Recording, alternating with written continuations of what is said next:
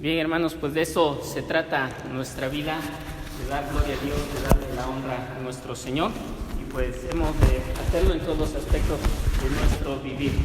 Bien, en sus Biblias, Génesis capítulo 1, yo espero que por lo menos de tanto leer este pasaje, hermanos, se nos grabe en nuestra mente, en nuestra memoria, podamos aprenderlo. Génesis capítulo 1, versículos 26 y 27. Entonces dijo Dios: hagamos al hombre a nuestra imagen, conforme a nuestra semejanza, y señoree en los peces del mar, en las aves de los cielos, en las bestias, en toda la tierra, y en todo animal que se arrastra sobre la tierra. Y creó Dios al hombre a su imagen, a imagen de Dios lo creó, varón y hembra los creó. La semana pasada hablamos acerca de la importancia de la creación del ser humano, cómo Dios nos muestra esa importancia en este versículo 27, utilizando 3 veces, ¿verdad?, ese verbo creó, que solo se refiere a la creación de Dios, que creó de la nada, y de esa manera creó al hombre en esas 3 categorías, ¿sí? Lo hizo a su imagen. Sí, Dios lo creó de acuerdo a esa semejanza, y lo creó en los géneros de varón y hembra, varón y mujer, y vimos esas palabras, lo que significan, ¿verdad? Una excluye a la otra. La palabra varón habla de aquello que no es femenino, de aquello que es en términos de género, ¿verdad?, macho. La palabra mujer o hembra aquí habla de aquello que es femenino, contrario a lo varonil. Entonces Dios nos creó con un genotipo, ¿qué es esa palabra? Bueno, habla de nuestros genes. A los varones Dios les dio un genotipo, ¿verdad?, que son los genes para la masculinidad en el cromosoma número 23, o los cromosomas, el par de cromosomas número 23, que es XY. ¿Sí? XY, biológicamente así es establecido, y para la mujer XX, ¿sí? XX. Eso quiere decir entonces que desde la información que hay en nuestras células de nuestros progenitores, Dios estableció nuestro género, nuestro sexo, varón y hembra, y es algo que está establecido por Dios. Pero es algo que hoy día se está poniendo en tela de juicio. La prensa, los medios de comunicación, los líderes mundiales, líderes económicos están rechazando esta concepción natural de los hombres, están rechazando la enseñanza bíblica con respecto a la sexualidad del ser humano.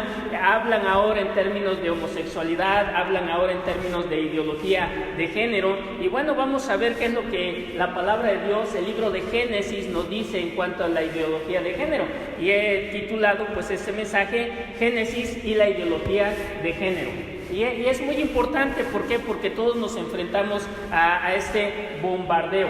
Lo que la Biblia enseña, el mundo lo ha tomado como argumentos desgastados, como viejas actitudes, ¿verdad? Incluso nos tachan de prejuiciosos, ¿sí?, para tratar de ocultar detrás de ese término la verdadera piedad o la impiedad que hay en ellos. El problema terrible que hemos visto es que muchas iglesias que antiguamente eran iglesias fieles, iglesias ortodoxas, incluso iglesias reformadas que se habían adherido a la palabra de Dios en casi todos sus preceptos, ahora ven esos preceptos como pasados de moda. Yo no sé si tú has visto en las noticias, ¿verdad?, cómo cada día hay más iglesias en Estados Unidos, en Europa, ahora en Sudamérica, que han aceptado la ideología de género como algo natural. ¿Por qué viene esto? Bueno, en parte porque hay mucha intimidación por parte del mundo hacia las iglesias, hacia los evangélicos. Nos sentimos intimidados, ¿verdad?, por la gran cantidad de personas, gobiernos, gente poderosa que da pie, que habla abiertamente, y pues cede la iglesia ante estas intimidaciones del mundo. Entonces yo quiero compartir con ustedes esto, hermanos, para que veamos cuál debe ser nuestra postura como iglesia, en qué debemos estar fundamentados, sobre todo, ¿verdad?, la palabra del Señor, porque es de donde emanan nuestros principios de vida, y que veamos que esto no es algo con lo que nosotros podamos negociar. Eso no es algo en lo que nosotros podemos ser flexibles con la gente, no. ¿Por qué? Porque eso atenta directamente, contra lo establecido por Dios en la naturaleza al crear al hombre a su imagen y a su semejanza. Entonces no debemos nosotros considerar la actitud homosexual, la actitud lésbica, simplemente como una preferencia del ser humano. Es un ataque directo contra los principios de Dios y lamentablemente el discurso contemporáneo en todo el mundo es la ideología de género. Lo vimos en nuestras campañas políticas, ¿verdad? Aquellos que quieren tener más adherentes, ellos se nombran o se ponen a favor de la ideología de género. Incluso en estas campañas en nuestro estado, muchos candidatos, ¿sí? Imagínense hasta qué extremo llega el ser humano. Muchos candidatos varones se declararon homosexuales para poder seguir con su candidatura o en la lucha por el poder. Así de intensa está esa mentira del diablo. ¿Qué es lo que nosotros debemos hacer? Entonces, ante esas corrientes ideológicas que nos quieren arrastrar, ¿cómo debemos nosotros actuar en ello? Vamos a analizar algunos textos, 3 de manera particular, que nos hablan acerca de ello. Primeramente, cuál debe ser nuestra postura. Y el primero que quiero que veamos se encuentra en el Salmo 11. Salmo 11.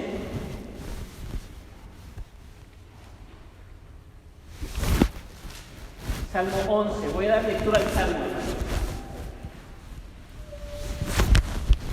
En Jehová he confiado. Esa es una declaración de David. En Jehová he confiado. ¿Cómo decís a mi alma que escape al monte cual ave?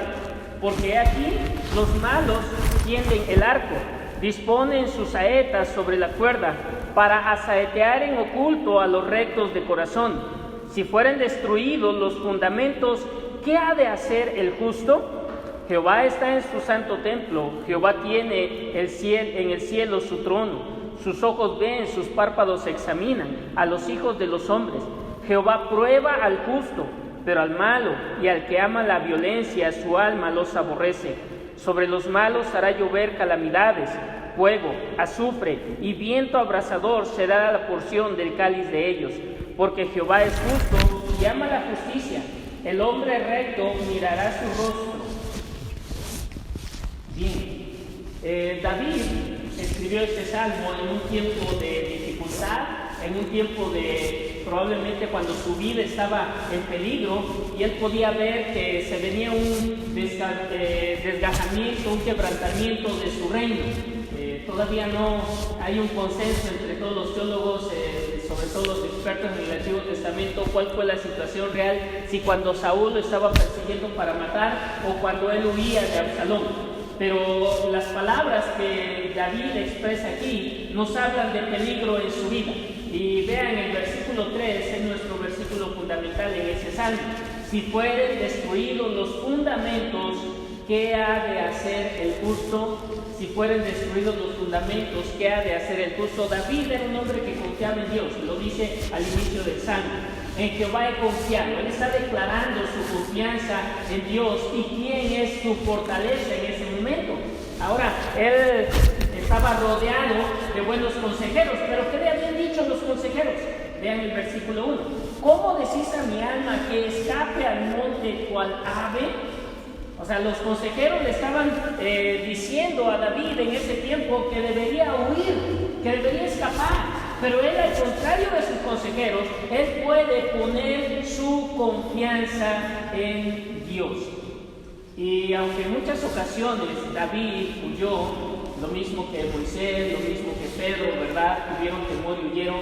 En ese tiempo David nos muestra que cuando los cimientos del mundo, cuando aquello que debe dar estabilidad a la vida del ser humano, del cristiano, es amenazado, lo están derrumbando, nosotros debemos confiar en Dios. Nosotros debemos confiar en Dios. Y debemos entender que Dios prepara muchas de estas cosas, como dice el versículo 5, Jehová prueba al justo para probar la vida de los justos, para probar la fortaleza de los santos, para probar nuestra confianza. Así que este salmo nos enseña, en medio de lo que estamos viviendo, hermanos, que esa situación de la ideología de género En primer lugar, es una prueba para la iglesia de Dios. Es una prueba a la fidelidad de la iglesia. Es una prueba a la obediencia de cada cristiano con respecto a esa situación del género de las personas. ¿Cómo nos vamos a mantener? ¿Cómo vamos a nosotros a lograr esa estabilidad en medio de estas pruebas tan grandes que nos están llevando? He estado citando el libro del pastor Miguel Núñez en Revolución Sexual, en ese tema, y quiero citar algunas preguntas que él hace en ese libro para que nosotros pensemos con respecto a esta situación. La primera pregunta que él hace es esto: ¿qué puede hacer el justo cuando los fundamentos morales que han sostenido a la sociedad parecen desmoronarse? Hermanos, por siglos, ¿verdad?, el hombre como humanidad ha tenido en su moralidad el que la homosexualidad, el lesbianismo es mal, ¿sí? Eso no quiere decir que nunca antes haya existido esa situación. El juicio a Sodoma y Gomorra, la carta de Pablo a Romanos nos dice que esa era una práctica de los seres humanos desde la antigüedad. Pero a diferencia de ahora en nuestro tiempo, en aquellas épocas era un poco más oculto, un poco más privado, tal vez por la misma vergüenza que el hombre tenía de hacerlo abiertamente. La humanidad llegó a un límite en eso, en las ciudades de Sodoma y Gomorra, por lo tanto Dios las destruyó, porque habían rebasado la impiedad tan altamente en comparación con otras naciones que ellos vivían en esta situación de la homosexualidad, el lesbianismo de manera abierta, ¿sí?, ahí en esas ciudades. Y Dios envió un juicio y nos está diciendo a la humanidad, ¿verdad?, que Dios juzgaría esas prácticas perversas, ¿sí? Pero anteriormente no era tan abierto, no era reconocido, ¿verdad? Aquella persona que llegaban a saber que vivía de esa manera, se le criticaba en la sociedad. Hoy no. Hoy se les aplaude. Hoy se les reconoce, ¿sí? Entonces, esos fundamentos morales que habían estado por muchos años, muchos siglos en la sociedad, ahora están derrumbados. ¿Qué ha de hacer el justo? ¿Qué hemos de hacer tú y yo en esa situación?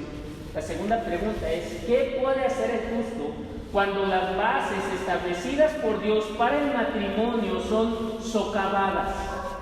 ¿Sí? Ya no va a una situación de jóvenes viviendo la libertad de su sexualidad, va a una situación que va a afectar directamente también la situación matrimonial establecida por Dios. En 1968, en Estados Unidos, el estado de Tennessee fue el primero en aceptar o en legalizar el matrimonio gay. ¿Sí? Y ahora se está luchando porque la situación matrimonial de los homosexuales y de las lesbianas sea un derecho humano internacional. Y si tú no sabes la situación de un derecho humano, es esto: hay derechos que son civiles, pero pueden cambiar de estado a estado, incluso de municipio a municipio o de nación en nación, y no son reconocidos universalmente. Pero cuando algo se declara como derecho humano, ¿sí?, todo el mundo lo debe reconocer y apoyar. Los gobiernos deben apoyar legal y económicamente el desarrollo de esos derechos humanos. Un derecho humano es la educación, y se está tratando de dar educación a todo el mundo, educación secular, ¿sí? No hablo ni siquiera de educación moral en ese sentido. Y así se trata de reconocer la situación de la homosexualidad como un derecho humano internacional. Y esto atenta directamente contra el matrimonio establecido por Dios. ¿Cómo nos creó Dios y cómo estableció Dios el matrimonio? Varón y hembra los creó. Sí, por tanto, dejará el hombre a su padre y a su madre y se unirá a su mujer, y los dos serán una sola carne. Eso es lo que Dios ha dicho. Entonces, nosotros debemos pensar cómo vamos a vivir, qué vamos a hacer cuando la situación aún matrimonial es menospreciada, es atacada por esa situación de la ideología de género. En tercer lugar, dice el hermano, ¿qué puede hacer el justo cuando la sociedad quiere que el ser humano defina su identidad como hombre o mujer en base a sus sentimientos? En base a sus sentimientos. ¿Alguien de ustedes, hermanos, hoy día del Padre, se ha sentido Superman? Así, yo me siento Superman. ¿No? ¿Nunca nadie? Supe de un hermano que cuando era niño sus padres le regalaron un traje de Superman y él se puso el traje y se sintió Superman, se subió a la azotea y se aventó, hermano. Ya sabemos dónde fue a terminar, ¿verdad? Al hospital, y ese es un hecho de la vida real. Sí, se sintió Superman, se aventó a volar, pero no voló, porque los seres humanos no volamos de esa manera. Pero se está diciendo hoy en la ideología de género que si tú niño, tú niña, te sientes como si fueras del sexo opuesto, el niño se siente mujer y la niña se siente varón, entonces realmente son varones o son mujeres, porque sus sentimientos los están llevando a sentirse de esa manera. ¿Y qué se está haciendo? Pues permitiendo, incluso se está empujando a la sociedad a que haga caso a sus sentimientos en contra de su razón y el diseño divino. ¿Sí? Se está dando la identidad a las personas de acuerdo a lo que sienten. En un país de Europa, un hombre de 34 años, casado, con hijos, un día despertó y dijo: yo me siento una niña de 6 años. Y entonces promovió un juicio, se separó de su mujer, dejó a sus hijos y buscó que una familia lo adoptara como una niña de 6 años. ¿Y saben qué es lo increíble de esto? No solamente que el gobierno accedió a lo que él estaba pidiendo, sino que por ahí surgió una familia que lo adoptó como una niña de 6 años. Y el mundo llama esto evolución. La gente se define en base a sus sentimientos, no en base a lo que Dios ha establecido, no en base ni siquiera a su razonamiento. Así está el mundo en el que vivimos. Creemos que las caricaturas son fantasías que echan a volar la imaginación del ser humano. La realidad es peor que esa. Sí. Dice el hermano también: ¿qué puede hacer el justo cuando la violencia impera y la justicia falta? Bueno, esto es común, ¿verdad? Nos sentimos con las manos atadas. ¿Por qué? Porque aún los gobiernos hacen o permiten que haya violencia en contra de aquellos que queremos seguir los principios divinos, que queremos guardar una moralidad correcta. Nos acusan de homofóbicos, nos censuran, ¿verdad? Nos tachan de malas personas, de anticuados, y se levantan contra nosotros. La última pregunta que el hermano hace aquí en su libro es: ¿qué puede hacer el justo cuando naciones que en un pasado fueron cristianas quieren movernos en esta nueva dirección de la ideología de género junto a ellas? ¿Dónde nació la ideología de género? Bueno, la ideología de género nació en Europa, en los países desarrollados. De Europa emigró a Estados Unidos. ¿Sí? Después de la Segunda Guerra Mundial, la nación de Estados Unidos se convirtió en el imperio mundial. Un historiador dijo que Estados Unidos llegó a tener el ejército, la cantidad de ejército y el armamento lo suficientemente grande y poderoso como para conquistar toda Europa y Asia. Ok, Estados Unidos no lo hizo militarmente, pero ¿saben qué? Estados Unidos lo hizo económicamente. Es el imperio económico mundial más grande que ahora está derrumbándose. Si podemos seguir el curso de la historia, ¿verdad? Se está derrumbando porque todo imperio que se levanta también cae. Pero como todo imperio, en la antigüedad los imperios, cuando dominaban en su tiempo exportaban sus productos, traían productos de otros lados, pero sobre todo exportaban sus ideologías, exportaban su cultura. ¿Qué hizo Alejandro Magno cuando conquistó Europa? Asia. La llenó del idioma griego, el helenismo. ¿Qué hizo Roma cuando conquistó el mundo? ¿Sí? La llenó de su ejército, de su ideología romana, de su sincretismo religioso. Roma no manejó una religión propia establecida, sino que dio rienda suelta a todas las religiones de los países que conquistaba. Y lamentablemente la iglesia romana conquistó gran cantidad del mundo, ¿sí?, con una fachada de cristianismo que no es más que una religión idolátrica disfrazada. Pero exportó Roma de esa manera su ideología. ¿Qué está haciendo Estados Unidos? Estados Unidos está exportando su ideología de género a todos los países en los que tiene presencia económica. Lo está haciendo no solamente a través de leyes que está emitiendo, sino a través de situaciones de diversión que está exportando. Hace unas semanas le decíamos a Enoch que no, yo creo que ya no te compraremos ningún Lego más. ¿Por qué? Porque ya está grande. No.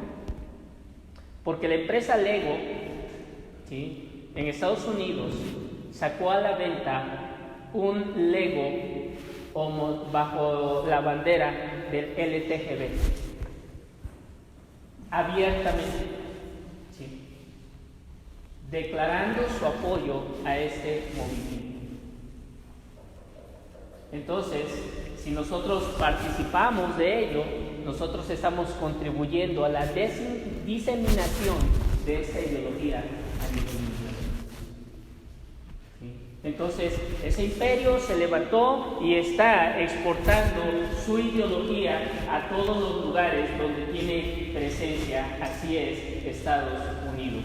Las naciones que fueron cristianas anteriormente, hoy están promoviendo esta ideología bajo intereses propios de esas naciones. Entonces, al pensar en ello, nosotros debemos recordar que esta batalla que se está haciendo, que se está librando, es una batalla, como lo dije la semana pasada, por el corazón de nuestros hijos, por el corazón de nuestra familia. Nuestros hijos son el blanco de este ataque de Satanás. ¿Y cuál es una de las armas más poderosas que está usando el diablo en esta lucha, hermanos? Déjenme decirles que no son ni siquiera los medios de comunicación. El arma más poderosa que el diablo está usando en esta lucha es la destrucción del núcleo familiar. La destrucción de las familias, ¿sí? ¿Y cómo está Satanás destruyendo las familias? 5 cosas. Número 1, por el menosprecio del vínculo matrimonial. ¿Sí? Satanás está llevando a la humanidad a despreciar el vínculo matrimonial desde hace muchas décadas. La unión libre es una idea y una práctica diabólica que vino a suplantar lo establecido por Dios, que es el matrimonio, ofreciendo a la gente libertad y ofreciéndolos felicidad. ¿Sí? Y ya en nuestra actualidad, si tú puedes ver, hacer un estudio, yo te aseguro que más del 70% de las familias que tú conoces, el papá y la mamá no son casados. No son casados.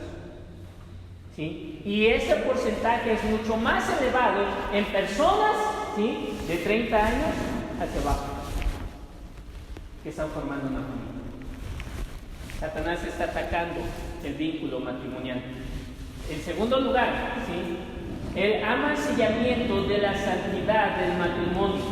¿Ok? Hay quienes sí están casados, pero lamentablemente, ¿verdad?, están manchando la santidad matrimonial con pecados sexuales, la infidelidad matrimonial, el adulterio, ¿verdad?, la masturbación, la pornografía. Todas esas cosas están matando la santidad de los matrimonios y esos matrimonios se están destruyendo. Es otra cosa que el diablo está haciendo con las familias. En tercer lugar, la proliferación de matrimonios en yugo desigual. La proliferación de matrimonios en yugo desigual. Es importante que yo me case con un cristiano, con una cristiana. Y si es importante, ¿qué tan importante es? ¿Realmente es trascendental para mi vida?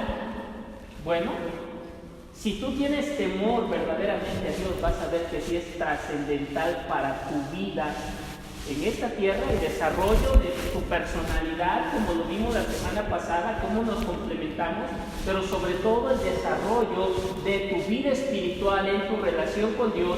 El matrimonio en yugo desigual es casi ponerte un hacha en tu vida espiritual al cuello. ¿Por qué? Porque tu pareja jamás te va a llevar a buscar a Dios. Es más, lo que pasa generalmente en esos matrimonios es que el inconverso jala tan duro al cristiano que termina desarraigándolo de la iglesia, de la comunión con Dios. ¿Sí? Eso es terrible. ¿Sí? Y es muy importante porque piensa en esto. ¿Qué enseñanza espiritual tienen esos hijos de ese matrimonio en yugo desigual? ¿Qué enseñanza tienen? ¿Sabes qué? Lamentablemente muchas veces ni siquiera, porque con la mayoría que se casan son católicos, ¿verdad? Ni siquiera una enseñanza católica de religión tienen. ¿Sí? Porque uno dice, no lo lleves a tu iglesia, la otra, no lo lleves a la tuya, y no lo llevas a ninguna, no tiene ninguna enseñanza espiritual ese niño.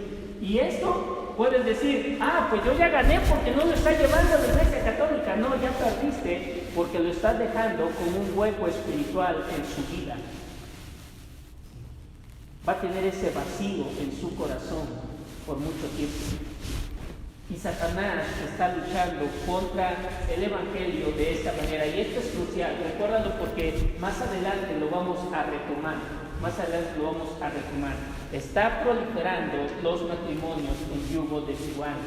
Jóvenes, señoritas que se van a casar, en verdad pídanle a Dios un hombre que tema a Dios. Varones que se van a casar, esfuércense por ser varones a la imagen de Dios, que tengan el corazón de Dios, porque lamentablemente muchos varones hoy en la iglesia no tienen un comportamiento varonil, no tienen ni siquiera una vida de esfuerzo, de trabajo bajo la cual Dios diseñó al varón.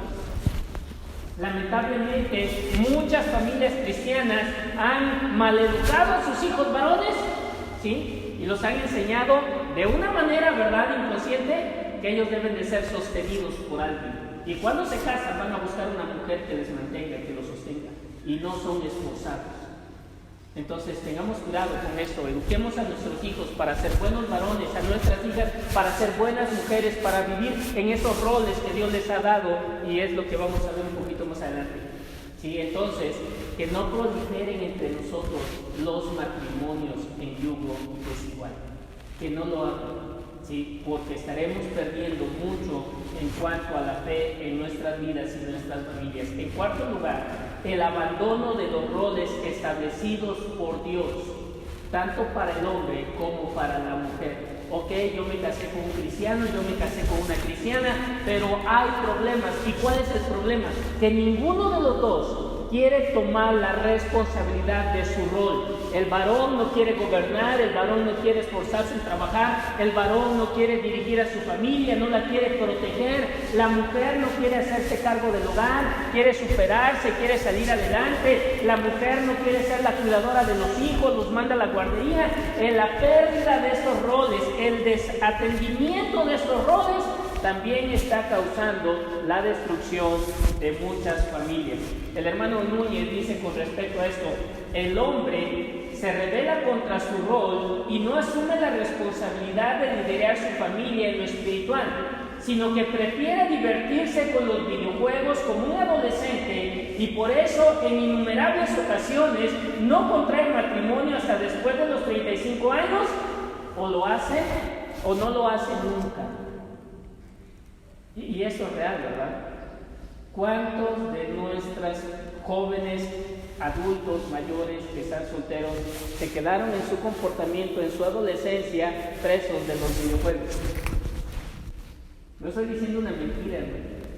Conozco a más de un varón casado ya que está en esa situación y que está desatendiendo a la familia. La mujer se rebela contra su rol de ayuda idónea, ¿sí?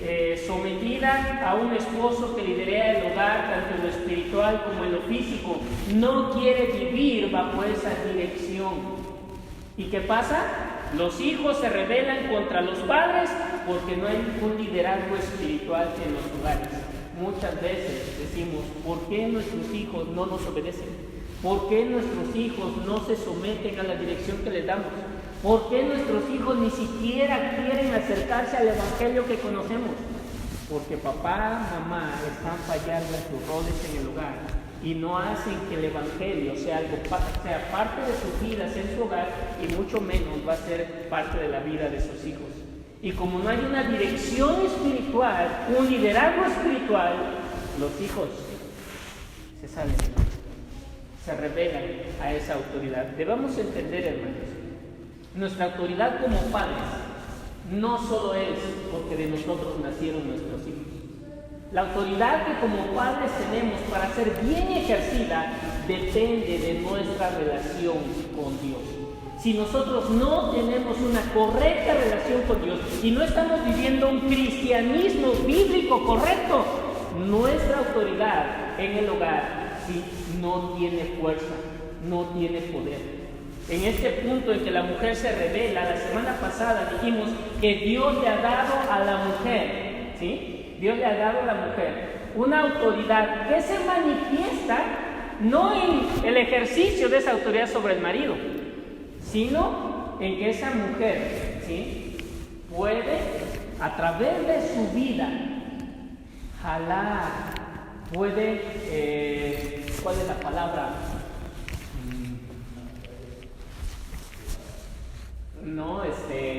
Contagiar a su familia del evangelio. Puede, algo que las mujeres hacen muy sutilmente, se me fue la palabra ahorita, persuadir, gracias. Tienen un poder de persuasión muy grande. Lamentablemente lo están usando para más. Lo están usando para más. Utilizan ese poder de persuasión que Dios les ha dado para persuadir al marido a que haga lo que ellos quieren, no para que viva bajo los principios bíblicos, y mucho menos para que sus hijos vivan en esos principios también. Entonces vemos que cuando los roles también en la familia son dejados, son abandonados, Satanás gana terreno en esas familias. Y en quinto lugar, ¿sí?, está la creciente presión ideológica que los grandes imperios nos están exportando en cuanto a la ideología de género. Y ese es el quinto lugar en lo que Satanás está haciendo para romper los vínculos familiares. ¿Sí? Entonces, podemos nosotros cerrarle la puerta de nuestra casa, de nuestra familia, a esta ideología, siempre y cuando los otros 4 puntos que mencioné anteriormente estén fortalecidos en sí. Pero si los otros 4 puntos están siendo puntos vulnerables en nuestro hogar, el enemigo ganará mucho terreno. A través de esto, Satanás está destruyendo los hogares.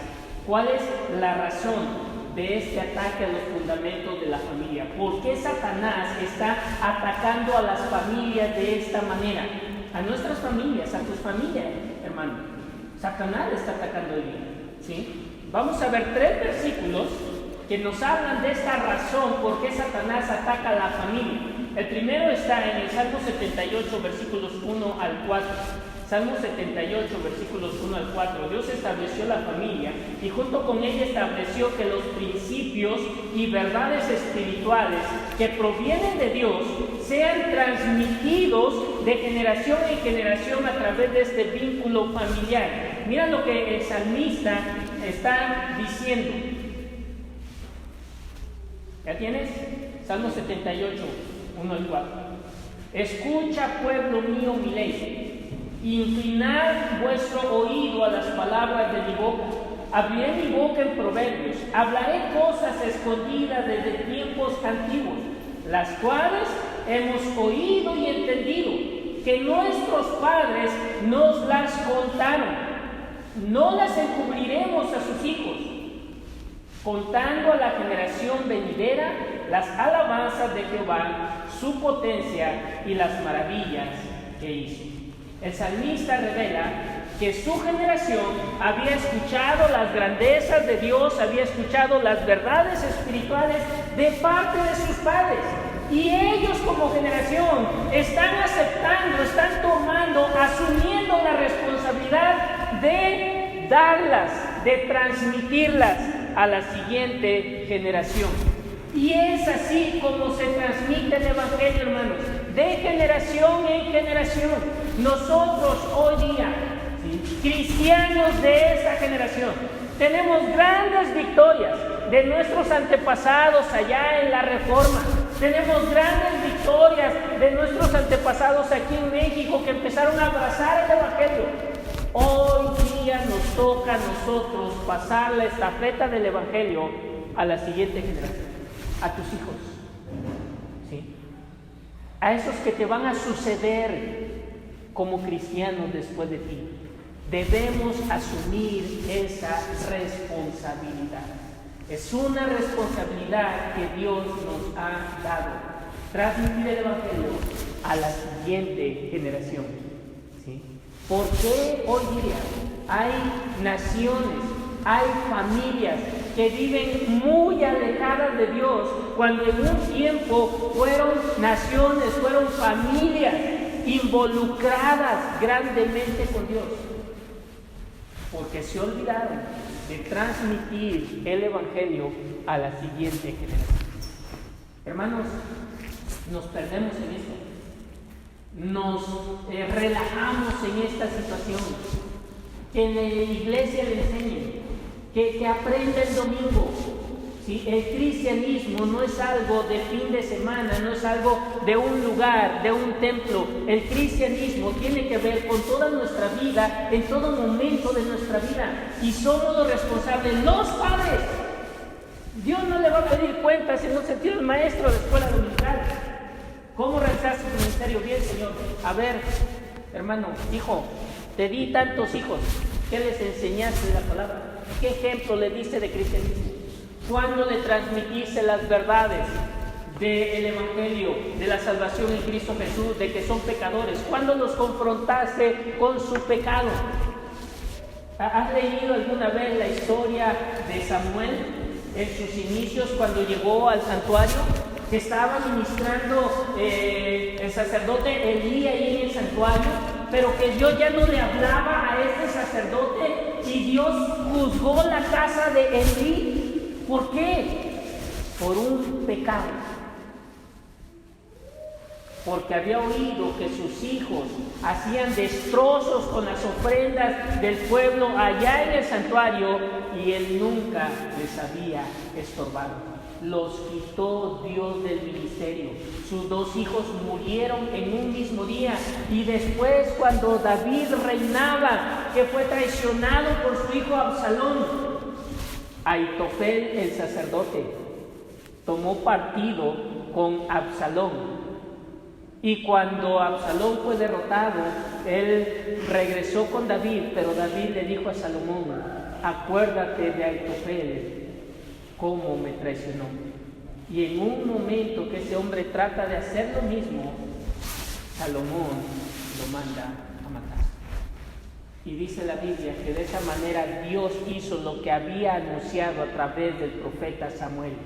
Quitó la familia de Leví del ministerio sacerdotal para siempre. ¿Por qué?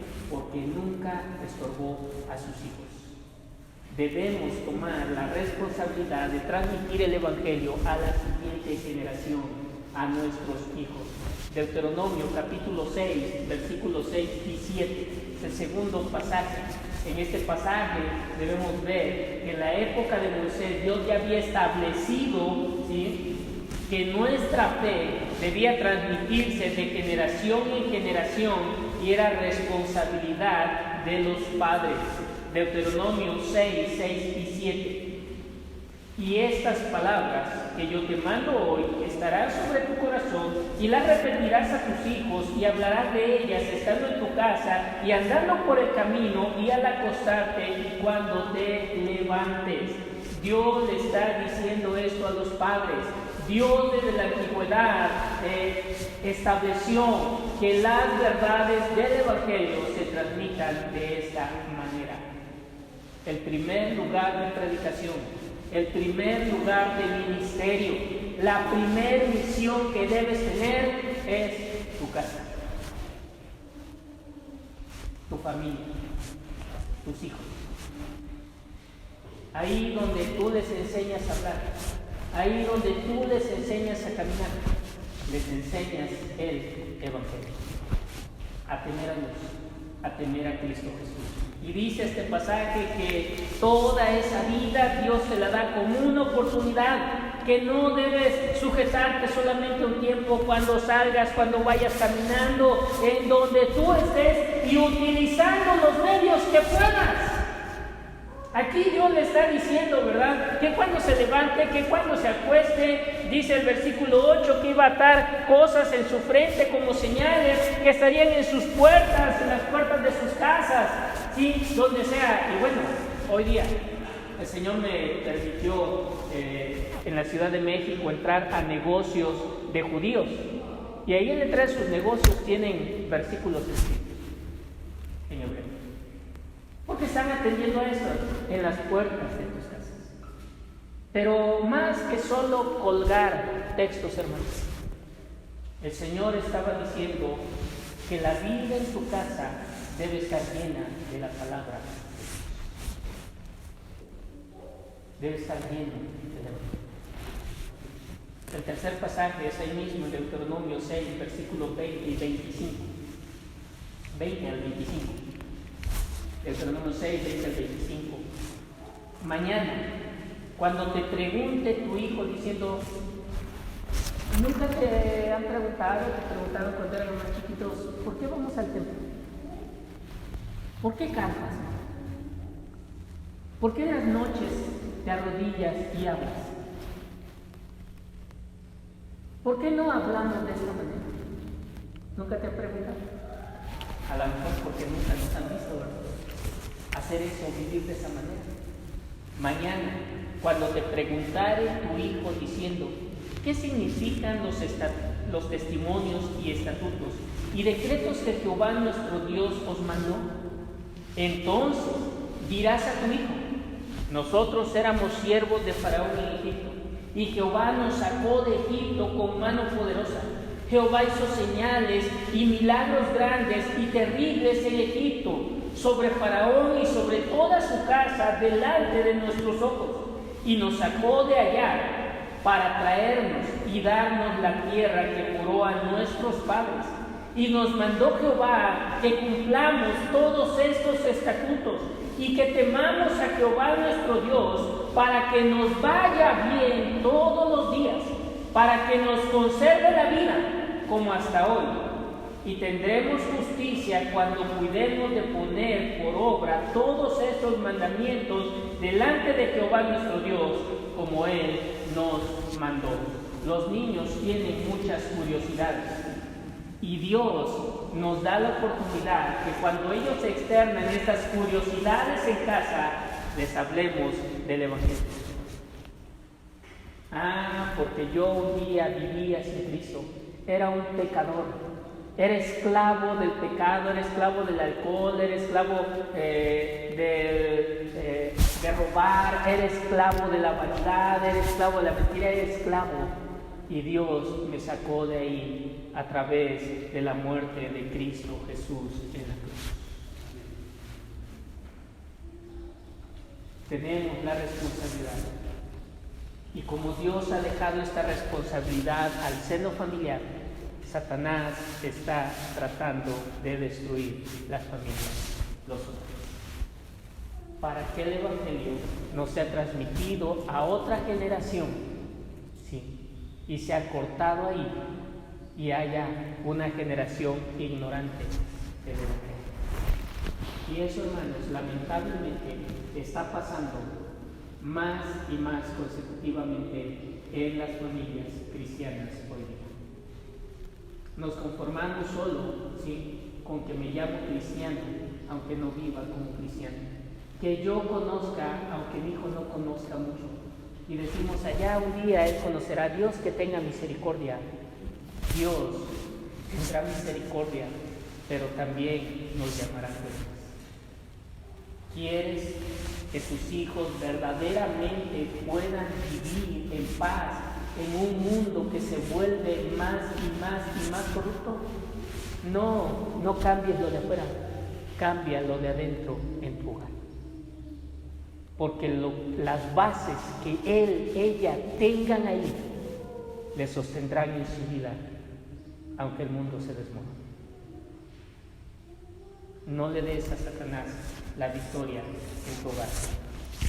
Entonces, ¿qué hacer cuando los fundamentos del mundo, los fundamentos morales son destruidos?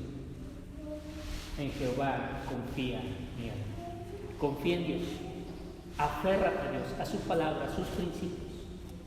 Finalmente, Él tiene en sus manos el curso de toda la historia de principio y fin. La ideología de género no es algo que lo tomó por sorpresa. La ideología de género no es algo que Dios no había contemplado. No. Él sabía que nos enfrentaríamos a esto. Y nos está dando su palabra para sustentarnos en ella. Por eso David decía, ¿por qué me dicen que huya? No voy a huir. Sí. Dios es mi confianza. ¿Soy probado? Soy probado. Pero Dios es mi confianza. En segundo lugar, hermanos, esta revolución sexual, ¿sí?, es producto de un cambio en la adoración. Un cambio en la adoración. Vamos a ver Romanos capítulo 1, versículos 18 al 28. Romanos 1, 18 al 28.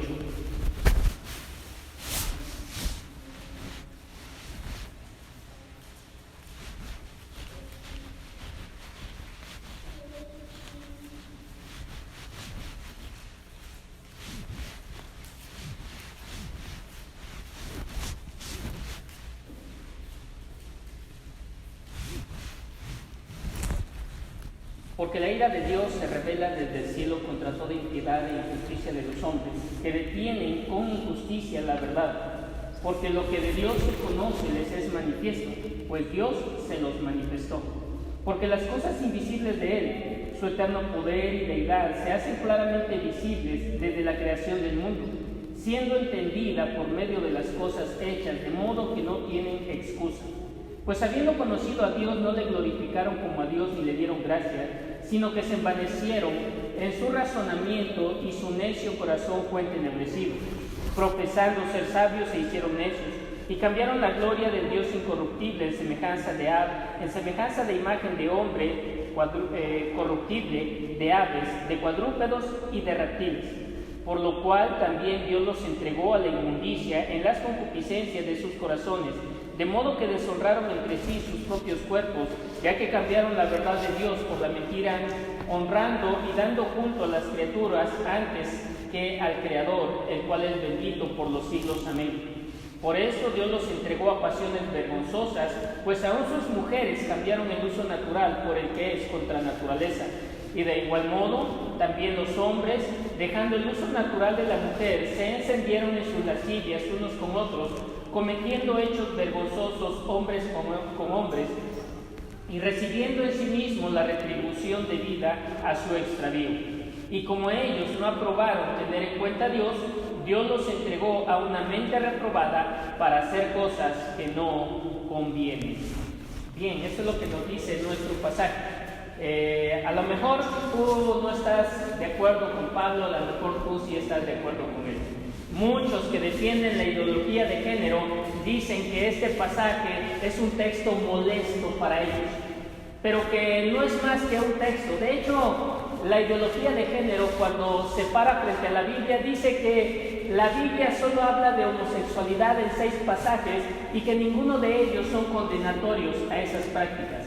Esa es una mentira, porque de entrada sacan de su contexto estos pasajes. Si necesitamos entender nosotros lo que Pablo está diciendo en estos versículos que hemos leído y entender bien ese contexto. Pablo es un teólogo y está enseñando el Evangelio y está en este pasaje como un fiscal de distrito levantando los cargos de acusación contra los hombres para dejarlos culpables y que vayan posteriormente a Cristo Jesús como su salvación, como su Salvador. Y lo primero que nos enseña Pablo es que el hombre necesita saber qué tan corrupto es, qué tan pecador es, cuánto está perdido y cuánta es su necesidad de Cristo Jesús. Y si tú lees los capítulos 2 y 3, él termina diciendo en el capítulo 3 que ya acusó a judíos, ya acusó a gentiles, que todos están bajo el juicio de Dios porque no hay justo ni siquiera uno. Y estos versículos, ¿sí?, son el prólogo de esa acusación. ¿Sí? En los versículos finales del capítulo 1, él da una gran lista de pecados en los que la humanidad vive. ¿Cómo llegó la humanidad a esa corrupción? Y este es el argumento. Punto número 1. Hubo un cambio de pensamiento, dice el versículo 21. Pues habiendo conocido a Dios, no le glorificaron como a Dios, ni le dieron gracias, sino que se envanecieron en sus razonamientos y su necio corazón fue entenebrecido.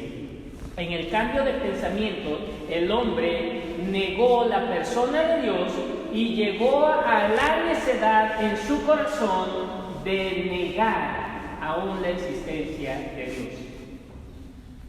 La Biblia que tenemos no nos fue dada para comprobar la existencia de Dios. La Biblia da por un hecho la existencia de Dios. El primer versículo nos dice: en el principio creó Dios los cielos y la tierra. No nos está tratando de probar que Dios existe. Nos está diciendo Dios existe y Dios es el creador. Entonces esto estuvo fundamentalmente en la conciencia de Adán y Eva cuando fueron creados. Hay un creador, un Dios al que nos debemos. Pero en la caída el pensamiento del hombre cambió. En la tentación de Satanás, Satanás le ofrece al hombre: ¿quieres ser Dios? ¿Quieres gobernarte? ¿Quieres subir al trono de Dios? No necesitas a Dios. Es más, tú vas a ser tu Dios. Y entonces este cambio de pensamiento en el ser humano lo llevó a lo que es el segundo punto en el argumento de Pablo, a un cambio de adoración. En lugar de reconocer y adorar a Dios, el hombre se empezó a adorar a sí mismo y a la criatura, versículo 23, y cambiaron la gloria del Dios incorruptible en semejanza de imagen de hombre corruptible, de aves, de cuadrúpedos y de reptiles. Cambiaron, ¿sí? Un verbo activo en el hebreo, en el griego, lo están haciendo a discreción. No sufrieron ellos una reprogramación. Ellos cambiaron su objeto de adoración. Lo hicieron conscientes de lo que estaban haciendo. Y en lugar de rendir adoración a Dios, empezaron a rendir adoración a la creación. Y todas las religiones del mundo rinden adoración a alguna criatura hecha por Dios y la representan con imágenes. O adoran al sol, o a las estrellas, adoran al viento, adoran a una imagen de un hombre, de una mujer, adoran a una serpiente, adoran lo que se desplazca de esta creación y no adoran a Dios. Entonces hubo un cambio en su pensamiento, ellos cambiaron su objeto de adoración y entonces esto trajo un cambio sexual por el cual invalidaron la naturaleza y el diseño con que Dios los había creado.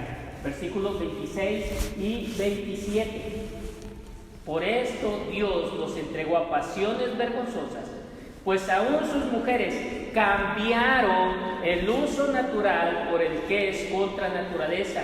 Y de igual modo los hombres, dejando el uso natural de la mujer, se encendieron en sus lascivias unos con otros, cometiendo hechos vergonzosos hombres con hombres, y recibiendo en sí mismos la retribución debida a su extravío.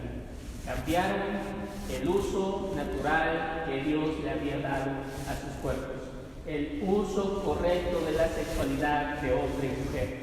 Cambiaron su pensamiento en cuanto a Dios, cambiaron su objeto de adoración y cambiaron, ¿sí?, su naturaleza sexual. Y es lo que ha ocurrido en el mundo, hermanos. Esas naciones que iniciaron como naciones cristianas, Inglaterra de manera especial en Europa y Alemania, ¿sí?, Estados Unidos aquí en el continente americano, han cambiado su objeto de adoración. Ya no son naciones cristianas verdaderamente. Ellos están cambiando, ¿sí?, el uso de la sexualidad que Dios le dio al ser humano. Y esto es así en cada lugar donde el hombre no adora a Dios. Entonces no es una situación de disfunción genética, no es una situación únicamente de que esa persona no logra tener una identidad como hombre o mujer. Es una situación que nace como un juicio de Dios por el abandono de la verdadera adoración a Dios. Así que tengamos cuidado en nuestro hogar, ¿sí? A lo mejor hoy dices, yo no batallo con mis hijos en cuanto a esa situación de ideología de género, pero si tú no les enseñas la palabra verdaderamente, no los enseñas a adorar a Dios de todo corazón, los expones a este cambio en su sexualidad. Esa es una verdad bíblica. Esa es la gran responsabilidad que nosotros tenemos en cuanto al Evangelio. ¿Cuál es la razón bíblica entonces de la homosexualidad? Porque cambiaron la verdad de Dios por la mentira, honrando y dando culto a la criatura antes que al Creador. Esa es la verdad de la cual el ser humano es culpable, de la cual los que defienden la ideología de género son culpables. No quieren adorar a Dios. El salmista decía, han desterrado a Dios de sus pensamientos. Y cuando tú sacas a Dios de tu vida, no tienes a quien rendirle cuentas, no tienes a quien dar cuentas un día, tú vas a hacer lo que quieras con tu vida, aunque sea lo más bajo inmoralmente hablando. ¿Por qué? Porque ya hiciste lo más bajo espiritualmente hablando. Ya no hay un freno para esas vidas. Entonces podemos resumir lo que Pablo dijo de esta manera. Así como el mal uso de la noción de lo divino se convierte en adoración del orden creado, así como el mal uso de los elementos en la creación se convierte en adoración cultual y honra a los objetos, así el mal uso de la sexualidad creada se convierte en una celebración corporal de lo antinatural. Y a lo mejor tú puedes decir, hermano, pero yo no tengo esas prácticas, yo no vivo en esas prácticas, ¿sí? Pero a lo mejor eres o conoces a alguno que vive en el resto de los pecados que Pablo mencionó aquí en Romanos capítulo 1. Leo del versículo 29 en adelante. Estando atestados de toda injusticia, fornicación, perversidad, avaricia, maldad, llenos de envidia, homicidios, contiendas, engaños y malignidades, murmuradores, detractores, aborrecedores de Dios, injuriosos, soberbios, altivos, inventores de males, desobedientes a los padres, necios, desleales, sin afecto natural, implacables, sin misericordia. A lo mejor hemos llegado a cometer algunos de estos pecados, a vivir en algunos de estos pecados, o conocemos a alguien que los está viviendo. Y hermanos, yo no conozco a ningún ser humano que esté exento de alguno de estos pecados. No sé tú. Yo no lo conozco. Y si acaso no los cometemos, ¿qué dice el versículo 32? Quienes habiendo entendido el juicio de Dios, que los que practican tales cosas son dignos de muerte, no solo las hacen, sino que también se complacen, son complacientes con quienes los practican. Déjame decirte que la homosexualidad y el lesbianismo son el fondo. ¿Sí? En todo este lodo cenagoso son el fondo. No esperemos llegar al fondo para tratar de corregir la vida. Soy orgulloso, soy mentiroso, tengo envidia, ¿sí? Soy desobediente a los padres. Ahí frenemos y vayamos a Dios. Ahí hagamos un alto y busquemos a nuestro Salvador Cristo. Ahí frenemos la vida de nuestros hijos, no permitamos que lleguen al fondo, porque del fondo difícilmente van a salir. Esto me lleva a la conclusión de que hay una esperanza. Primera de Corintios, capítulo 6, versículos 9 al 11. Primera de Corintios 6, 9 al 11. Pablo está hablando a unos hermanos, a una iglesia difícil verdaderamente, pero no más difícil que muchas hoy en día, ¿verdad? Ni siquiera creo que más difícil que nosotros como iglesia. Pablo le está hablando a la iglesia de Corinto, ¿sí? ¿No sabéis que los injustos no heredarán el reino de Dios? ¿Sí? Y empieza una lista. No se equivoquen o no fallen, es lo que quiere decir no erréis, ni los fornicarios, ni los idólatras, ni los adúlteros, ni los afeminados, ni los que se echan con varones, esto habla de los homosexuales, ni los ladrones, ni los avaros, ni los borrachos, ni los maldicientes. Pastor, mi problema son el de groserías. Qué terribles somos. Ni los estafadores heredarán el reino de Dios. Y vean lo que dice Pablo. Y esto erais algunos. Hermanos, la iglesia no está llena de gente santa que jamás pecó. ¿Sí? Esto erais algunos. Esto podemos decir de todos nosotros: mentirosos, orgullosos, peleoneros, tal vez si fui fornicario, tal vez si fui idólatra, ¿verdad? Avaro. Esto erais. ¿Sí? Habla del pasado de la vida de esas personas. ¿Qué quiero decir con esto? Quiero decir que hay esperanza.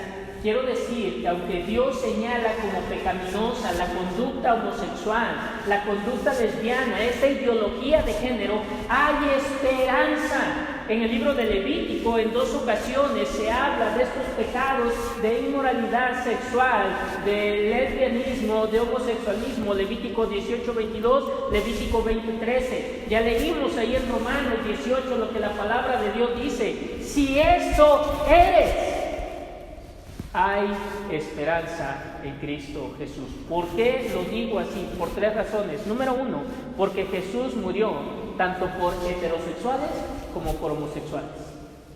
¿Sí? Jesús murió para dar salvación a los heterosexuales y a los homosexuales. No hay diferencia. ¿Sí? En segundo lugar, porque todo pecado, independientemente de su naturaleza, ¿sí?, requiere arrepentimiento, no solamente el pecado homosexual. Yo no soy homosexual. No, pero eres mentiroso. Y una mentira te pone en el infierno. Yo no soy homosexual. No, pero eres ladrón. Y un robo te pone en el infierno. ¿Nos damos cuenta? ¿Y qué necesito para no ir al infierno? Sea cual sea tu pecado, arrepentirte. Arrepentirte de tu pecado. Y el Evangelio, hermanos, abre la puerta al arrepentimiento a todos. Sí, a todos. La invitación es para que todos se arrepientan y crean en el nombre del Señor Y la tercera razón es que no hay pecado que el Señor Jesucristo no pueda perdonar. Porque Pablo les está diciendo a los hermanos ahí en Corinto, a los cristianos, a esa iglesia, esto erais. Ahora, déjenme les comparto rápidamente mi experiencia. Jamás he conocido a un homosexual que se arrepiente. Jamás lo he conocido. Un maestro del seminario de Córdoba, él me compartió y dijo, conocí a un homosexual que se arrepintió, pero lamentablemente no tuve tiempo para ver los frutos dignos de arrepentimiento en su vida. ¿Por qué? Porque la pareja que tenía lo mató. Y yo pienso, bueno, pues a lo mejor este es el fruto digno de arrepentimiento, ¿verdad? Dejó a su pareja y aquel, ¿sí? Porque lo dejaron, lo mató. Realmente yo nunca he conocido a un homosexual que se arrepiente. No estoy diciendo que no pueda ser, pero de acuerdo a lo que nos dice Romanos, que es el fondo, es algo a lo que Dios nos ha soltado y no hay un regreso, ¿sí? Eso nos habla de un juicio terrible que ya está en marcha. Ese mismo pecado ya es un juicio de Dios, ¿sí? Es muy difícil que un homosexual se arrepienta o una lesbiana se arrepienta. Es muy difícil desde la perspectiva humana, pero para Dios no hay nada imposible y Él lo puede hacer. Hay esperanza para esos hombres, para esas mujeres. Hermanos, aunque son dignos de nuestra reprobación, no son dignos de nuestra condenación, porque no somos quien para condenarlos. Así como tú y yo necesitamos un guía el Evangelio, así como nuestros pequeños hijos necesitan el Evangelio, arrepentirse para ser salvos, ellos lo necesitan, ¿sí? No tenemos nosotros por qué solapar sus prácticas, aplaudir sus prácticas, no debemos hacer eso. Pero sí debemos verlos como personas que necesitan el Evangelio de Cristo Jesús. ¿Por qué? Porque son almas que están cautivas de su pecado y están cegadas por el diablo en todo esto. Necesitan de Cristo. ¿Y qué dijo el Señor Jesucristo? El médico no vino a los sanos. El médico viene a los enfermos. Yo he venido no para llamar a justos, sino a pecadores al arrepentimiento. Y esta es la esperanza que ellos tienen. Su esperanza no es la que dicen, que finalmente Dios debe aceptarlos porque Dios los creó. No. Sí.